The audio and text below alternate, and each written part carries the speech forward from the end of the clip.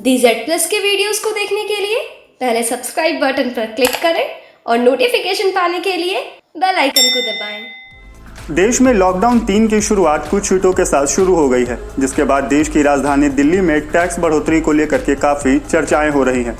मालूम हो कि राजधानी दिल्ली में लॉकडाउन 3 के पहले ही दिन शराब की दुकानें खुल गई थी। दुकान खुलने के बाद जहां लंबी कतारें देखने को मिली, तो वहीं देर रात दिल्ली सरकार ने शराब पर 70% तक दाम बढ़ा दिया, लेकिन लगता है कि शराब पीने वालों पर इसका कोई असर नहीं पड़ा है।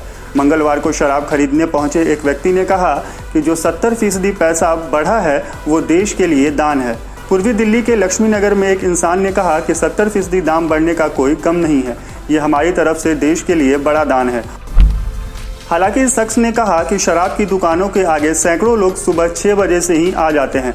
दुकान 9 बजे खुलती है, लेकिन पुलिस काफ़ी देर से आती है, इस वजह से भीड़ बेकाबू हो जाती है। दिल्ली पुलिस को जल्द आना चाहिए और यहाँ पर व्यवस्था करनी चाहिए ताकि लोग नियम का पालन कर सके।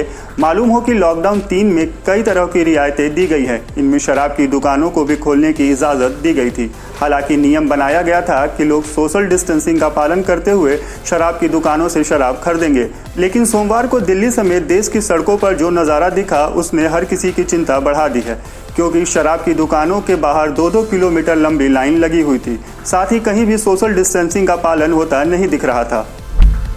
वहीं अगर दिल्ली के बाद यूपी की बात करें तो इस मामले में यूपी की जनता भी पीछे नहीं है। यूपी के शराब कारोबारियों की माने तो सोमवार को उत्तर प्रदेश में 300 करोड़ रुपए से ज़्यादा की शराब की बिक्री हुई है। इसमें अकेले लखनऊ में 6.5 करोड़ रुपए से ज़्यादा की शराब बिकी है। UP liquor seller welfare association के महासचिव कन्हैया लाल मौर्य ने कहा कि गौतम बुद्ध नगर, मुजफ्फरनगर, गाजियाबाद, मुरादाबाद, वाराणसी, गोरखपुर, आजमगढ़, प्रयागराज जैसे दर्जन भर जिलों में 5 करोड़ रुपए से ज़्यादा की शराब सोमवार को बिकी है।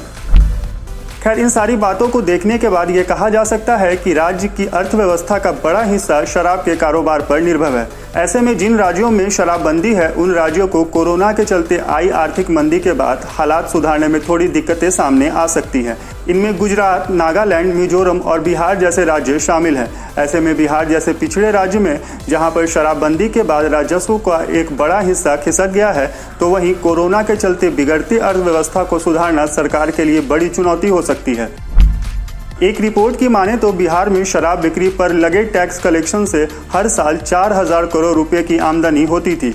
इतना ही नहीं, तब नई पॉलिसी के तहत एक्साइज डिपार्टमेंट ने साल 2007 में पूरे राज्य में शराब की दुकान खोलने के लिए अंधाधुंध लाइसेंस बांटे थे।